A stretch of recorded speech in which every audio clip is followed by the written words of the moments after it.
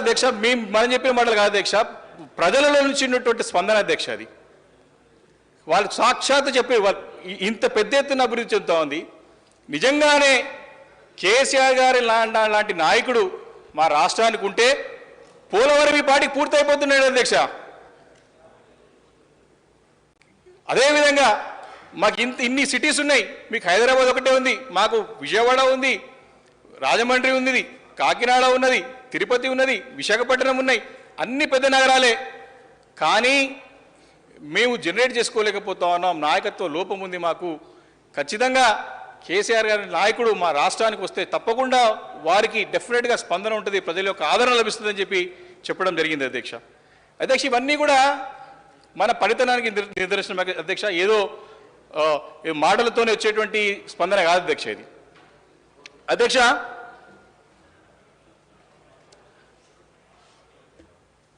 మనకి నగరం ఈరోజు అంతర్జాతీయ స్థాయిలో కూడా అనేక ప్రశంసలు, అనేక అవార్డులు, మరి అనేక గుర్తింపు తెచ్చుకున్నటువంటి సంగతిని గుర్తు చేసుకుంటున్నాను అధ్యక్ష.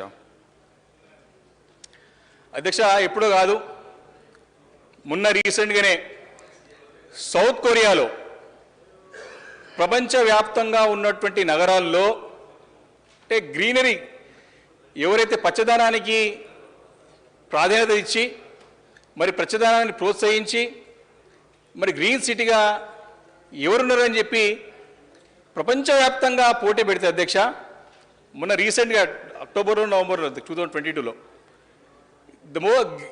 గ్రీన్ సిటీ ఆఫ్ ద వరల్డ్గా మన హైదరాబాద్ నగరానికి అవార్డు వచ్చినందుకు కూడా గర్వపడుతుంది అధ్యక్ష. ఈ సందర్భంగా మరి గౌరవ ముఖ్యమంత్రి వారికి ఏదైతే హరితహారాన్ని తీసుకువచ్చి దాన్ని ముందు తీసుకొచ్చారో ఆ ఒక్క ఫలితమే ఈరోజు ఇక్కడ దేశవ్యాప్తంగా కాదు అధ్యక్ష, ప్రపంచవ్యాప్తంగా ఉన్న నగరాలతో పోటీపడి అవార్డు తెచ్చుకున్నామంటే దానంత గర్వకారణం మనకి ఇంకేముంటుందని చెప్పి ఈ సందర్భంగా మనం చేస్తున్నాం అధ్యక్ష. అధ్యక్ష ఇంకో ఎన్నెన్నిటికో ఆతిథ్యం ఇస్తున్నాం మనం. రేపు 11 అధ్యక్ష ప్లీజ్ అధ్యక్ష, మన బడ్జెట్లో కేంద్ర బడ్జెట్లో మొన్న అయింది అధ్యక్ష. నేను అనుకున్నా ఈ సంవత్సరం ఎలక్షన్స్ ఉన్నాయి కదా, మనకేమో మంచిగా 50,000 కోట్లు మినిమం పెడితే, ఎందుకంటే బీజేపీ పార్టీ మీకు రావాలని కోరుకుంటా ఉన్నది, కావాలని కోరుకుంటా ఉన్నది. కాబట్టి అధ్యక్ష మనకి ఇవ్వకుండా అప్పర్ ఏదో అధ్యక్ష వాళ్ళకి అప్పర్ భద్రకి 5,000-3,000 కోట్లు ఇచ్చారు అధ్యక్ష, మనకు రూపాయి ఇయ్యలేదు పోయిన అధ్యక్ష. అయినా మనం సొంతంగా చేసుకుంటూ పోతా ఉన్నాం. అదే ఒకటి ఏమర్థం ఏంటంటే నాకు ఉట్టి మాటలే బీజేపీ వాళ్ళు చెప్తారు కేంద్రంలో, ఇట్లకెళ్ళి రాష్ట్రంలో గెలిచేది లేదు, 1-2 సీట్లు వస్తాయి, ఎందుకు డబ్బులు పెట్టాలని చెప్పేసి ఊరుకునే అర్థమైపోయింది అధ్యక్ష. అధ్యక్ష అంతేకాదు అధ్యక్ష, ఈరోజు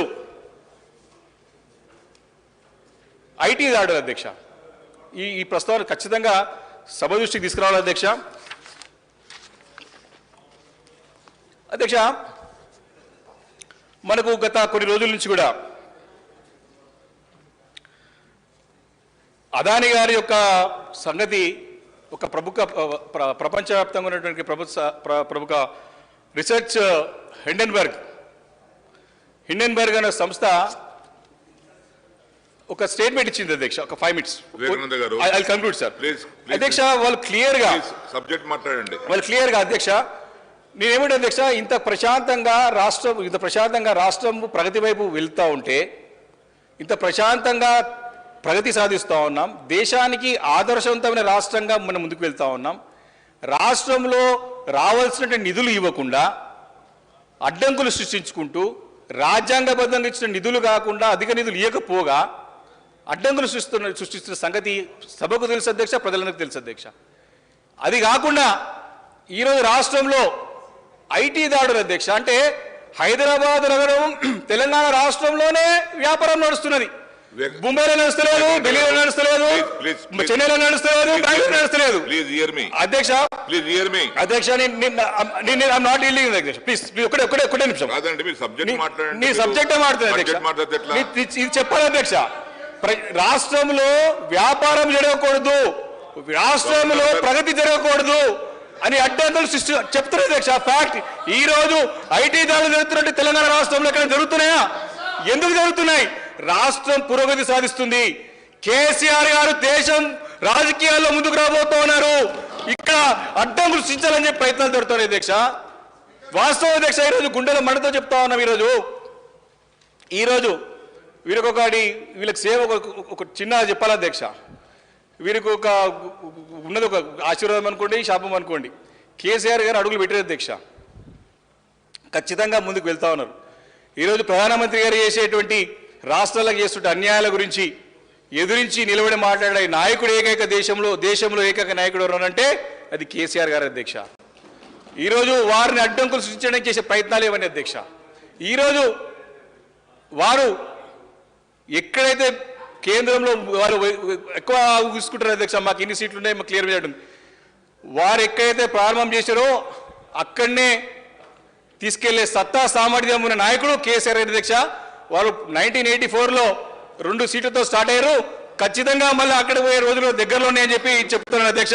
వారి యొక్క స్టేట్మెంట్ ఎందుకు చెప్తున్నారు అధ్యక్ష, ఎందుకు కోరిలేట్ చేస్తానంటే అధ్యక్ష, నేను ఐటీ దాడులు ఎందుకు చేస్తానంటే మనం ఇంత ప్రగతి సాధిస్తూ ఉంటే ఈరోజు హిండెన్బర్గ్ వాళ్ళు ఇచ్చిన స్టేట్మెంట్ చెప్పాలి అధ్యక్ష, మనకు సభకు చెప్పాలి అధ్యక్ష. మనం ఈరోజు చెప్పలేదు ఒక నిమిషం అధ్యక్ష. ఈరోజు మనం ఇప్పుడు కాదు అధ్యక్ష, హిండెన్బర్గ్ స్టేట్మెంట్ రాకముందే మనం అలర్ట్ చేసినాం.